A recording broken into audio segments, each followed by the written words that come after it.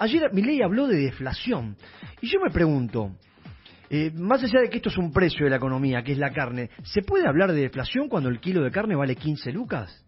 Y cuando seguramente aumente en los próximos días. Digo, ¿no es contradictorio esto?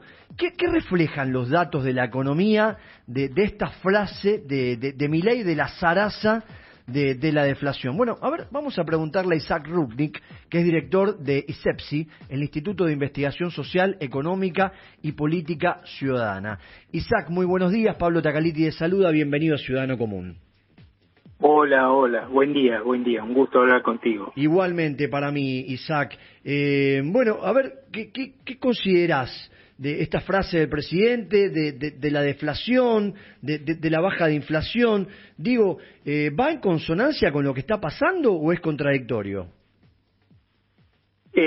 Lo que pasa es que si vos lo comparás con la primera parte del año pasado, o sea, con los primeros meses, el primer semestre del 2024, en que los incrementos eran permanentemente, mes a mes, de dos cifras, obviamente ahora las subas están siempre en el orden de una cifra, siempre por debajo de los 5 puntos, y en esa comparación obviamente hay una desaceleración importante.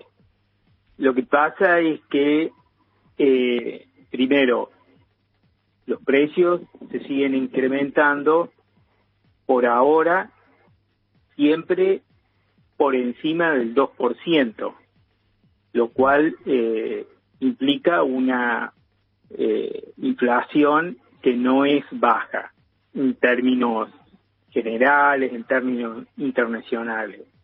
En segundo lugar, obviamente lo primero que nos aparece como interrogante es si hay un incremento o no de las remuneraciones que reciben los trabajadores, las trabajadoras, los trabajadores y trabajadoras del sector registrado, del sector informal, de las jubilaciones, de los salarios mínimos, asignaciones sociales.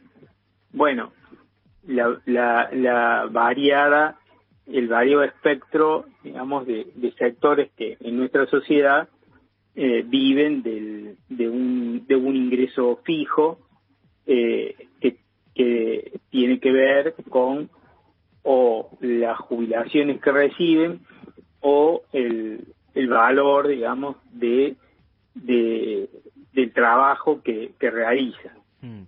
Bueno, ahí ellos, no solamente el gobierno está planteando de que hay una desaceleración de la inflación, sino es que los salarios, las remuneraciones en general, las jubilaciones, le están ganando a la inflación. Y ahí es donde entramos en un terreno que no es verídico. A ver, claramente, claro, sí, vos lo decís bien, Isaac, no es tangible, no es palpable, A ver, suena lindo desde un título, pero no es la realidad.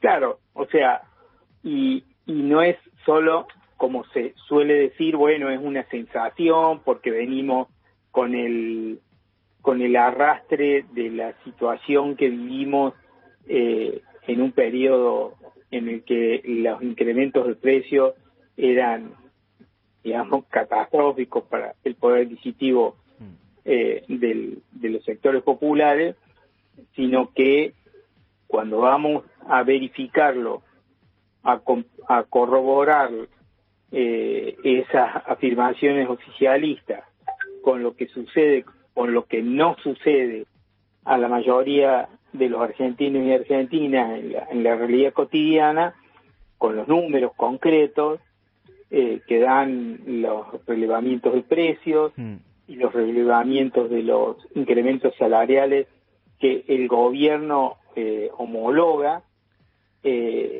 bueno, obviamente estamos observando de que los incrementos de las remuneraciones siguen por debajo mes a mes de los aumentos de los bienes, de los alimentos, de los servicios fundamentalmente. Y ahora, sí. Perdón, continúa, Isaac. No, bueno, y eso marca una continuidad, no solamente del año pasado, porque el año pasado nadie niega, yo creo que probablemente ni los propios voceros del gobierno niegan de que hubo un deterioro del poder adquisitivo de la población en general.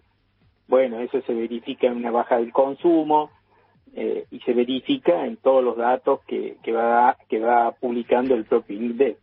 Pero el gobierno dice en los últimos meses se ha revertido esta situación y un poco más, un poco menos, se han empezado a recuperar el poder adquisitivo de las remuneraciones. Bueno, cuando vamos a la realidad de los propios números de lo que ha sucedido en los últimos 2 meses, tampoco se está verificando esa situación, que aún con una inflación más baja que en la primera parte del año pasado, las remuneraciones que se van otorgando y que el gobierno va homologando del sector privado, porque bueno, hay que aclarar acá que el gobierno no deja librada a las negociaciones libres en las paritarias, no deja de intervenir, por más que esté planteando que el Estado no debería intervenir,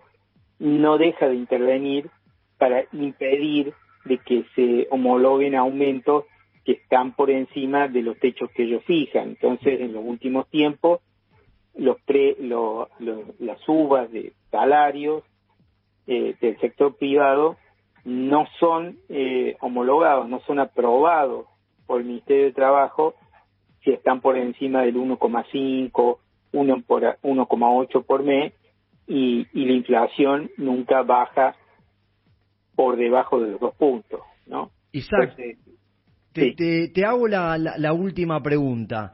De acuerdo al estudio minucioso, a la información que ustedes han recabado, ¿qué dato avisoran de inflación que va a dar a conocer el INDEC el día jueves, donde el gobierno anhela y necesita que el índice de inflación esté por debajo del 2%? Porque para poder mantener la tablita y el equilibrio del crawling peg con esta decisión totalmente osada del gobierno de disminuir la tasa de evaluación mensual del 2 al 1%, el único registro posible que le sirve al gobierno es el 1%. Ahora parece algo inaudito llegar a esa cifra en enero, ¿no? Sí, por ahora nada indica que pueda lograr ese objetivo de bajarse del 2%. En general, todas las consultoras privadas están dando registros similares al que hubo el mes pasado, de 2,5% aproximadamente, pero además es importante tener en cuenta el anuncio de la inflación en la cava, que estuvo por encima del 3%. Claro, sí. Y que suele ser un indicativo de cuál es la tendencia. Entonces, digamos, sumando todos esos datos, no pareciera de que pudiera obtener el objetivo de tener un resultado en enero por debajo del 2%. Isaac, te agradezco muchísimo por esta charla con Delta. Te mando un abrazo grande. Gracias a ustedes por llamar. Que sigas muy bien. Isaac Rugnick, director del Instituto de Investigación Social, Económica y Política Ciudadana.